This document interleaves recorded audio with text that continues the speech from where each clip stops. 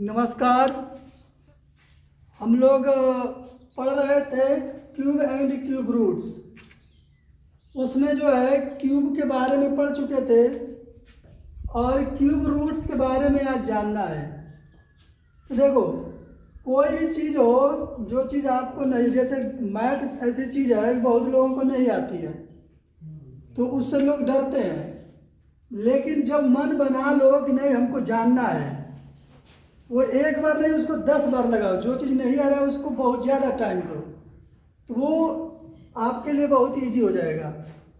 अगर उससे दूर भागेंगे तो जब वो दूर आपसे भागेगा तो फिर आप पकड़ते रह जाएंगे, बाद में नहीं पकड़ाएगा वो।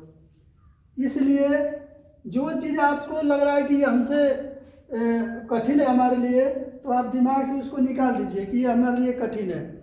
अब ये सोचिए कि क्यों नहीं हमसे होगा। जैसे भी हो वैसे कहो हमको कि सीखना है।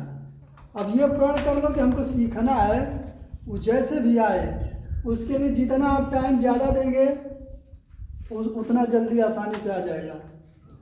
आपको एक कहानी भी हम बताए होंगे, वो सुकरात की, याद है? जो नदी किनारे ले आकर नदी में डुबोकर, और जब अधमरा हो गया तो उसको बाहर निकाला और पूछा कि मतलब जब नदी में थे तो आपको सबसे अधिक ज़रूरत किसकी पड़ रही थी?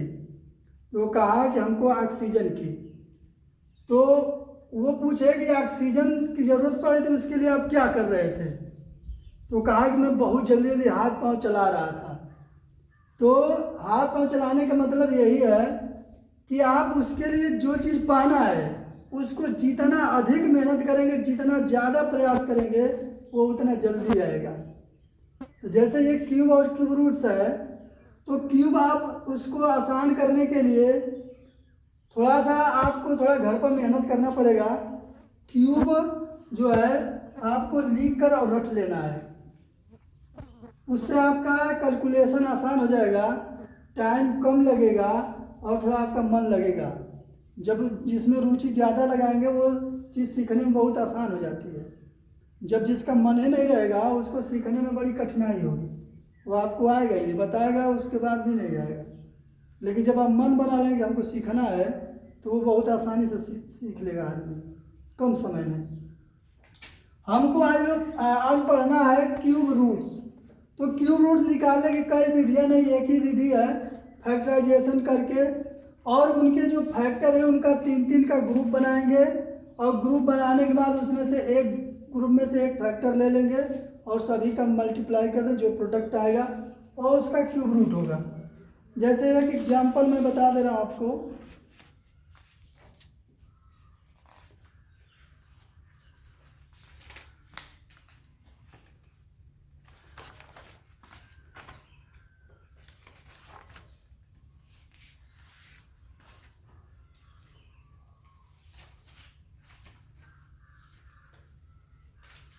ये इसका क्यूब रूट निकालना है 50,625 का। तो क्यूब रूट निकालना है तो उसको लिखने का देख लीजिए कैसे उसको लिखते हैं। ये रूट बनाकर इसमें 3 लिख देंगे, इसका मतलब हो गया इसका क्यूब रूट निकालना है। यहाँ भी लिख लीजिए। अब इसका कहीं आप फैक्टराइजेशन कर लीजिए।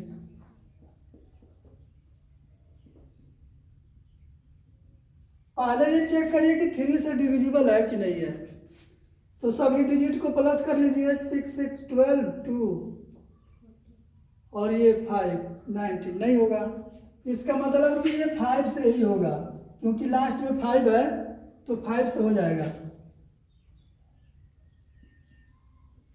फिर यह 5 से ही हो, एक बार जब 5 से हो गया, अगर वो परफेक्ट क्यूब है तो एक बार 5 से हो गया तो 2 बार और 5 से ही कटेगा, उसमें आप सोचना नहीं किससे कटेगा।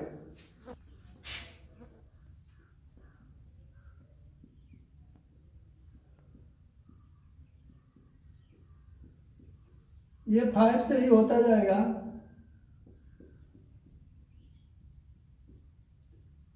अब ये लिख लीजिए, जितने फैक्टर है सबको लिख दीजिए यहाँ पर। 5 × 5 × 5 5 कितना है? 1 2 3 4 5 6 हो गया 6। अब इसमें 3 3 का ग्रुप बना लीजिए और ग्रुप में से एक फैक्टर को ले लीजिए और उनका आपस में मल्टीप्लाई कर दीजिए। ये कितना हो गया? 25। यानी 15,625 का क्यूब रूट कितना होगा? 25। ऐसे ही अगर निगेटिव नंबर है तो निगेटिव नंबर का जो क्यूब रूट आएगा वो भी निगेटिव ही होगा। अगर कोई नंबर है उसका निगेटिव नंबर है उसका क्यूब करेंगे तो जो क्यूब आएगा वो भी निगेटिव ही होगा। अगर निगेटिव नंबर क्यूब है क्यूब रूट निकालेंगे तो निगेटिव ही आएगा। जैसे फ्रैक्शन में है कोई नंबर तो फ्रैक्शन का भी देख लो।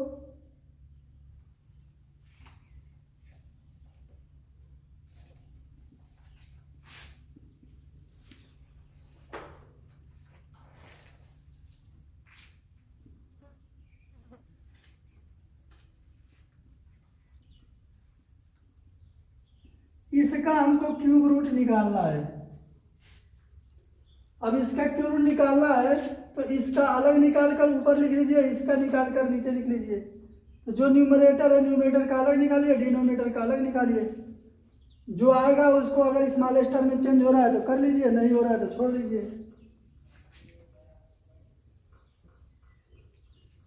इसमें आपको एक उपाय बता रहा हूं जिससे आपका जो क्यूब रूट निकालना है वो इजी हो जाएगा। अगर केवल आपको आंसर चाहिए तो उसके लिए आपको एक काम करना है कि सबका क्यूब लिख देना है, कम से कम 30 तक का।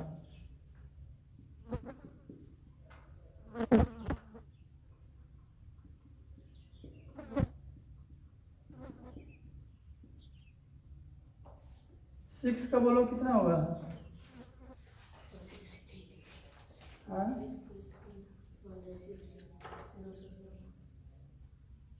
7 का 343,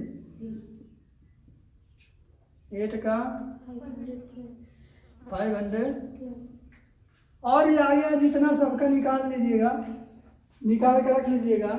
जैसे एक बड़ा नंबर मैं लिख रहा हूँ उसका क्यूब रूट देखिए कितना इजी तरीके से निकाल दिया जाएगा।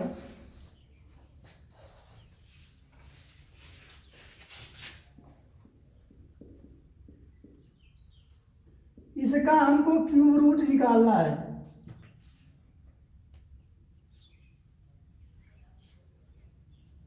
इसमें देख लीजिए लास्ट में ये 6 आया है तो आपको ये पता होना चाहिए कि किस नंबर का क्यूब करने पर 6 लास्ट में आता है। 6 का, तो 6 का क्यूब करेंगे तो लास्ट में 6 ही होगा। तो इन 3 डिजिट को ये कवर कर लेगा केवल 6। अब ये 3 डिजिट बचे हैं आपको। अब देखिए कि जो 175 है वो जो है किसके किसके बीच में है? इन दोनों के बीच में है। वो 5 के क्यूब और 6 के क्यूब के बीच में है 175। तो जो इसमें से स्मॉलेस्ट नंबर होगा वो लिया जाता है, 5 ले लिया जाएगा। यानी ये 56 का क्यूब होगा। 56 का क्यूब करेंगे तो आपका आंसर आ जाएगा, इतना आएगा। तो ये सबसे इजी तरीका, केवल अगर आंसर पता करना हो, ऑप्शनल कहीं क्वेश्चन मिल जाए उसमें केवल आंसर बताना है कितना होगा, या आपने ही जो लगाया है हो सकता है कहीं गलत लग रहा हो, तो आपको इस तरीके से चेक कर लीजिए कि आंसर इतना है कि नहीं है। कोई भी रहेगा ऐसा तो चेक हो जाएगा। एक और बता दे रहा हूं, देख लीजिए।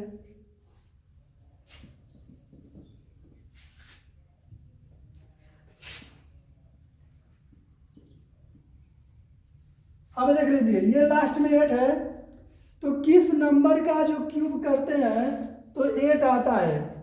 2 का, ये ना है 2 का, तो 2 लिखेंगे तो ये 3 डिजिट कवर कर लेगा। बचा आपका 74। 74 देखिए किसके किसके बीच में है? इन दोनों के बीच में है 64 और 125 के बीच में है, तो जो इसमें से स्मॉलेस्ट नंबर है वो लिया जाएगा। तो क्या लिख देंगे यहाँ पर 4। एक इसका क्यूब है 42 का। तो इस तरीके से आप क्यूब रूट जो है आसान तरीके से निकाल सकते हैं। हाँ, कहीं अगर आपको पूरा डिटेल दिखाना है, ये तो केवल बताया कि आंसर देखना होगा, उसके लिए है। जैसे मान लीजिए आपको कहीं ऑप्शनल सवाल है, उतना टाइम रहता नहीं ऑप्शनल सवाल में, तो आपको जल्दी से आंसर बताना है तो यहाँ से निकाल सकते हैं। लेकिन आपको अगर कॉपी में करना हो तो आपको तो फैक्टराइजेशन करके उसमें दिखाना पड़ेगा, डायरेक्ट नहीं लिख सकते हैं, क्योंकि डायरेक्ट तो आंसर शीट से भी देख कर लिख देंगे। तो उसमें आपको डिटेल दिखाना है, सभी फैक्टर का मल्टीप्लाई करके उसमें 3-3 का ग्रुप बनाकर उसके बाद आपको ग्रुप निकाल कर दिखाना है।